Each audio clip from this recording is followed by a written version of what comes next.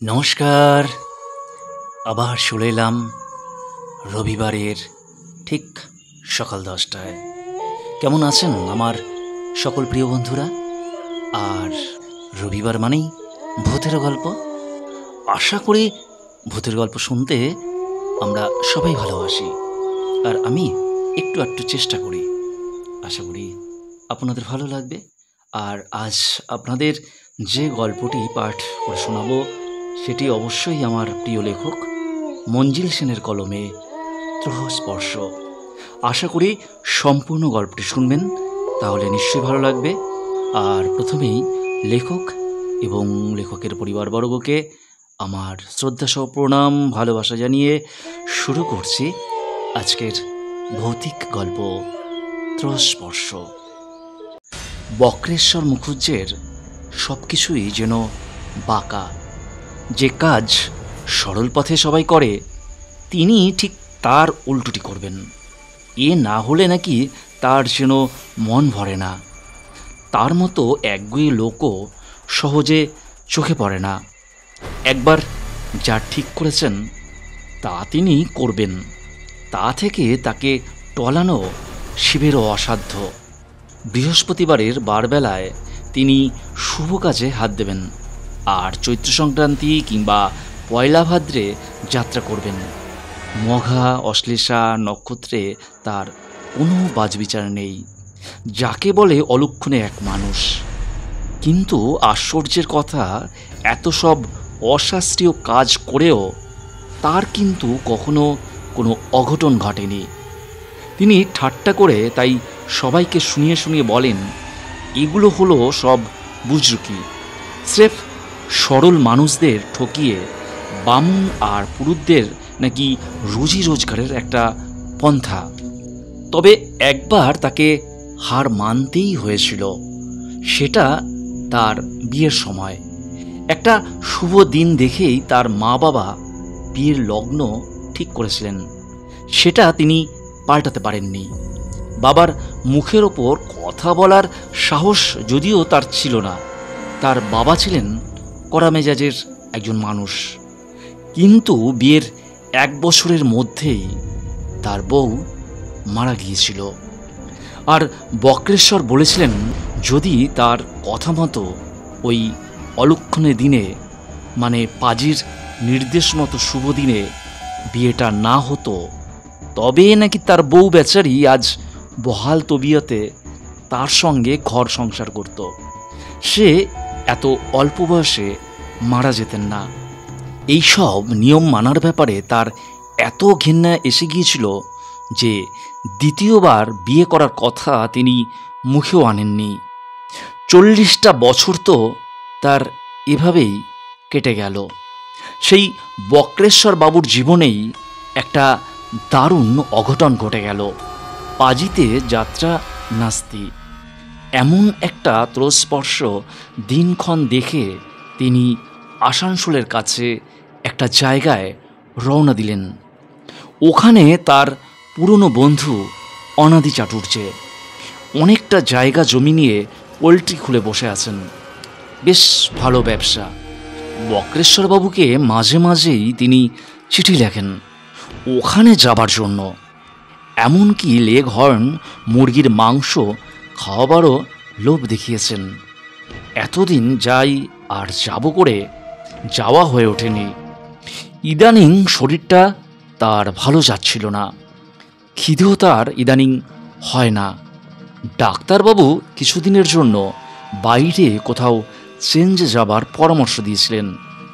বক্রেশ্বরবাবু যখন ট্রেন থেকে নামলেন তখন সন্ধে পেরিয়ে গেছে। আসানসোলের পরে ছোট্ট একটা স্টেশন। এখানে মেল ট্রেন থামে না, তাই একটা প্যাসেঞ্জার ট্রেনেই তাকে আসতে হয়েছিল।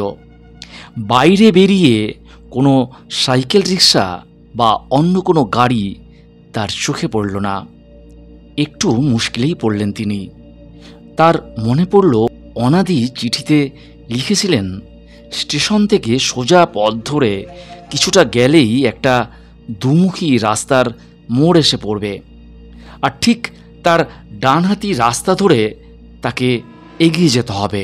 আর ওই মাইল দুয়ারায়ের মতো তার বাড়ির দূরত্ব, ওটুকু তিনি হেঁটেই চলে যেতে পারবেন। সঙ্গে একটা টর্চ থাকা উচিত ছিল। খুব ভুল হয়ে গেছে তার। ছোট সুটকেসটা হাতে নিয়ে তিনি হাঁটা শুরু করলেন।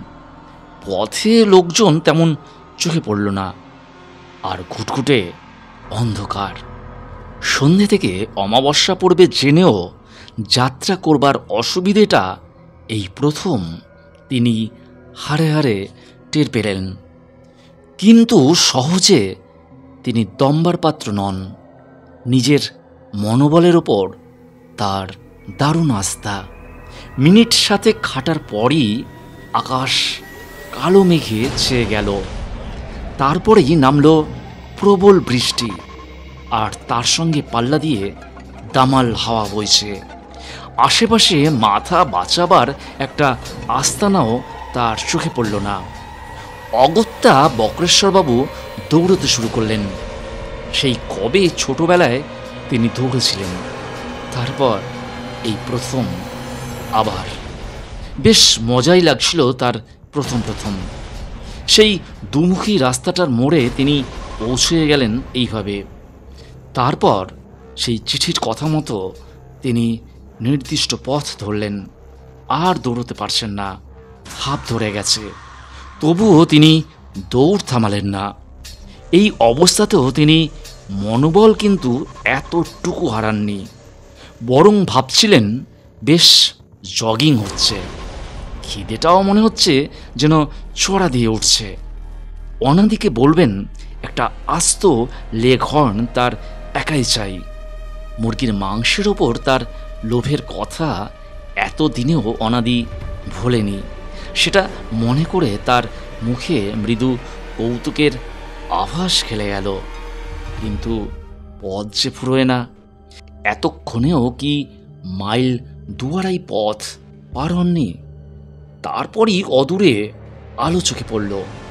একটা দুটো নয়, বেশ আলোর মালা। ব্যাপার কি? তিনি কি ভুল করে অন্য কোথাও চলে এলেন নাকি? অনেকটা জায়গা জুড়ে আলো বিস্তৃত, মনে হয় কারখানা টারখানা হবে। কিন্তু এখন অত ভাববার সময় নেই। এখন শুধু তার একটা আশ্রয় চাই। তিনি সেই আলো লক্ষ্য করে ছুটলেন। ভেজা কাকের মতো তার চেহারা হয়েছে। একটু শুকনো কিছু চাই। বক্রেশ্বরবাবু যা ভেবেছিলেন ঠিক তাই। অনেকটা জায়গা জুড়ে দেয়াল ঘেরা, মস্ত একটা লোহার গেট। সেখানে পাহারাদার দাঁড়িয়ে আছেন। চারিদিকে আলো আর আলো। সেই আলোয় চোখে পড়ল ডাই করা কয়লা। তবে কি এটা কোল মাইন? আসানসোল কয়লা খনি অঞ্চল বলেই তিনি জানেন। হয়তো এটা তারই একটা। তিনি একটু ইতস্তত করলেন। পাহারাদার কি তাকে ভেতরে ঢুকতে দেবে? হয়তো এসব জায়গায় সাধারণের প্রবেশের অধিকার নেই। কিন্তু এখন তার আশ্রয় চাই। অত সব ভাবলে তার একটু চলবে না। বুক ঠুকে তিনি গেটের দিকে এগিয়েও গেলেন। আশ্চর্য, দারোয়ান তাকে বাধাই দিল না। হয়তো তার পোশাক দেখে ভেবেছে ওখানকার কোনো অফিসার হবে। একটু এগোতেই চোখে পড়ল কুলিকামিনরা মাথায় করে ঝুড়ি ভরা কয়লা বয়ে আনছে। লরি বোঝাই হচ্ছে কয়লা। একটা ক্রেনও চোখে পড়ল। খানিকটা দূরে ঘটাং ঘটাং শব্দ হচ্ছে। বোধহয় খনি থেকে কয়লা তোলা হচ্ছে। বাদিকে ছোট অফিসের মতো একটা ঘর দেখে তিনি ঢুকে পড়লেন। একজন পৌর অ্যাংলো ইন্ডিয়ান চেয়ারে বসে টেবিলে কী সব খাতাপত্র দেখছিলেন। বক্রেশ্বর বাবুর পায়ের শব্দে তিনি মুখ তুললেন। সেখানে স্পষ্ট বিরক্তির চিহ্ন। একটু কর্কশ গলায় বলে উঠলেন, কি চাই? বক্রেশ্বরবাবু অল্প কথায় তার অবস্থা বুঝিয়ে বললেন। বন্ধুর বাড়ি যাবেন বলে কলকাতা থেকে তিনি এসেছেন। অন্ধকারে আর বৃষ্টিতে পথ হারিয়ে ফেলেছেন।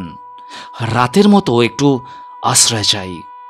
সাহেব এবার রুক্ষ গলায় বললেন, তোমাকে আমি কেন আশ্রয় দেব? তোমরা স্বাধীন হয়ে ধরাকে সরা দেখছ, আমাদের সব কিছু কেড়ে নিচ্ছ। ব্রিটিশ রাজত্বে আমরা নিরাপদ ছিলাম, কিন্তু এখন আমাদের কোনো নিরাপত্তা নেই। শুনছে আমার জায়গায় একজন ইন্ডিয়ান আসবে। বক্রেশ্বরবাবু প্রথমে হকচকিয়ে গেলেন, তারপর বললেন, এ তুমি কি বলছো সাহেব? ভারতবর্ষ তো সবার জন্যে। তোমরা এখানে যত নিরাপদে আছো আর কোথাও তো তেমন নাও। ইন্ডিয়াই তোমাদের দেশ, এটাই তোমাদের মাতৃভূমি। No no no no no no. Anglo Indian সাহেব গর্জন করে টেবিলে এক ঘুষি মারলেন। That can never be. তার কথা শেষ হবার আগেই বাইরে একটা কোলাহল শোনা গেল। তারপরই কুলিদের সর্দার গোছের একজন হুড়মুড় করে ঘরে ঢুকে বলল, সাহেব সর্বনাশ হয়েছে, 2 নম্বর খাদের মুখ ধসে পড়েছে, যারা নিচে ছিল সব চাপা পড়েছে। সাহেবের মুখের চেহারা সঙ্গে সঙ্গে বদলে গেল। মুখ দিয়ে শুধু একটা কথাই বেরুলো, মাই গড। তারপরেই তিনি চেয়ার ছেড়ে লাফিয়ে উঠে ছুটে বেরিয়ে গেলেন। বক্রেশ্বরের দিকে ফিরেও তাকালেন না। বক্রেশ্বর এখন কি করবেন বুঝতে না পেরে একটা চেয়ারে ধপ করে বসে পড়লেন। বাইরে থেকে তখন চিৎকার আর কোলাহল কানে ভেসে আসছে কান্নার শব্দ। খনি দুর্ঘটনার কথা বক্রেশ্বর কাগজে পড়েছেন, কখনো তার মুখোমুখি হননি। তার বুকের ভেতর কেমন যেন দাপাদাপি শুরু হয়ে গেল। ধারে কাছে কোথাও যেন প্রচণ্ড গর্জনে বাজ পড়ল। আরেকটা শব্দ বক্রেশ্বরবাবুর কানে এলো, গুড়গুড় গুড়গুড় করে একটা চাপা শব্দ। মাটি কাঁপছে নাকি? আবার বাজ পড়ল। তারপরই পরপর কয়েকটা বিস্ফোরণের শব্দ। বক্রেশ্বরবাবু চেয়ার থেকে ছিটকে দরজা দিয়ে একেবারে শক্ত মাটিতে আছড়ে পড়লেন। তখনই চোখে পড়ল আগুনের লেলিহান শিখা। শুধু মাটির গর্ভেই ধস নামেনি, আগুন লেগেছে কোথাও। আবার একটা বিস্ফোরণের শব্দ হলো, আর সঙ্গে সঙ্গে জ্ঞান হারালেন বক্রেশ্বর মুখুজ্জে। জ্ঞান যখন ফিরল তখন আকাশ ফিকে হয়ে এসেছে। বক্রেশ্বর আস্তে আস্তে উঠে বসলেন। একটা মাঠের মাঝখানে তিনি শুয়েছিলেন, জামা কাপড় কাদায় মাখামাখি। এদিকে ওদিকে তাকিয়ে দেখলেন, কি আশ্চর্য! গতকাল রাতে সেই খনি দুর্ঘটনার পর চারিদিকে যে ভয়াবহ দৃশ্য তিনি দেখবেন ভেবেছিলেন, তার কিছুই তো নেই, শুধু ফাঁকা মাঠ। তবে হ্যাঁ, এদিকে ওদিকে কিছু মাটির ঢিবি, ভাঙা ইটের স্তূপ চোখে পড়ে। বক্রেশ্বর উঠে পড়লেন। খানিকটা যাবার পরেই একজন গ্রামবাসীর সঙ্গে দেখা হলো। তাকে গন্তব্যস্থলের কথা বলতেই সে বলল তিনি উল্টো পথে চলে এসেছেন। তারপর তার পোশাকের দিকে তাকিয়ে বলল, কি ব্যাপার বাবু, কাদায় পড়ে গেছিলেন নাকি? হ্যাঁ, রাত্রে ঠাউর পাইনি, বক্রেশ্বর জবাব দিলেন। তারপরেই প্রশ্ন করলেন, আচ্ছা, এখানে কি আগে কখনো কয়লা খনি ছিল? হ্যাঁ, অনেক বছর আগের কথা বাবু। লোকটি অবাক হয়ে বলল, কত লোক যে মরেছে তার হিসেব নেই। তা আপনি হঠাৎ সে কথা শুধোচ্ছেন কেন বাবু? এমনি, বক্রেশ্বর জবাব দিলেন। সমস্ত ব্যাপারটা তার কাছে একটা অদ্ভুত, কেমন স্বচ্ছ হয়ে আসছে। এবার আর অনাদ্রি চাটুর্যের বাড়ি পৌঁছতে তার অসুবিধে হলো না। আসলে অন্ধকারে আর ওই প্রবল বৃষ্টিতে তার ডানহাতি রাস্তাটা বুঝতে ভুল হয়েছিল। বাদিকের পথ ধরেই তিনি এগিয়ে গিয়ে যত বিপত্তির কারণ ঘটেছিল, অনাদি চাটুর্যে তার অবস্থা দেখে চোখ কপালে তুললেন। এ কি কাণ্ড! আমাকে আগে জানালে স্টেশনে থাকতাম। এমন আছাড় খেলে কোথায় ভাই? বক্রেশ্বর মৃদু হাসলেন। সারা রাত এই ভেজা আর কাদামাখা পোশাক পরে আছি, নিউমোনিয়া যেন না হয়ে যায় আবার। ঈষদুষ্ণ গরম জলে খানিকটা ইউক্যালিপটাস অয়েল ঢেলে স্নান করলেন। শরীরটা বেশ চাঙ্গা হয়ে উঠল। খিদেও পেয়েছে প্রচণ্ড। চাটুর্যে গিন্নি চটপট গরম গরম ফুলকো লুচি আর আলু ভাজা আর ডবল ডিমের মামলেট বানিয়ে আনলেন। চাটুর্যের মুখেই বক্রেশ্বরবাবু শুনলেন, এই খনিতেই দুর্ঘটনা ঘটেছিল 1948 সালে, স্বাধীনতা পাবার ঠিক পরেই। আগে ওটার মালিকানা ছিল এক ইংরেজ কোম্পানির। স্বাধীনতার পর এক মারোয়ারি ভদ্রলোক কিনে নিয়েছিলেন। এক অ্যাংলো ইন্ডিয়ান সাহেব ম্যানেজার ছিলেন। খুব কাজের লোক নাকি তিনি ছিলেন, অনেক দিন ধরেই ছিলেন। কিন্তু দেশ স্বাধীন হবার পর তিনি নিজের ভবিষ্যৎ সম্পর্কে শঙ্কিত হয়ে পড়েছিলেন। নিজেকে তিনি শাসক গোষ্ঠীর বলে মনে করতেন। কিছুতেই পরিবর্তিত অবস্থার সঙ্গে মানিয়ে নিতে পারছিলেন না। শোনা যায় ভারতীয় মালিকের সঙ্গে তার বনিবনা হচ্ছিল না। তারপরই এক রাতে ঘটেছিল এই ভয়াবহ দুর্ঘটনা।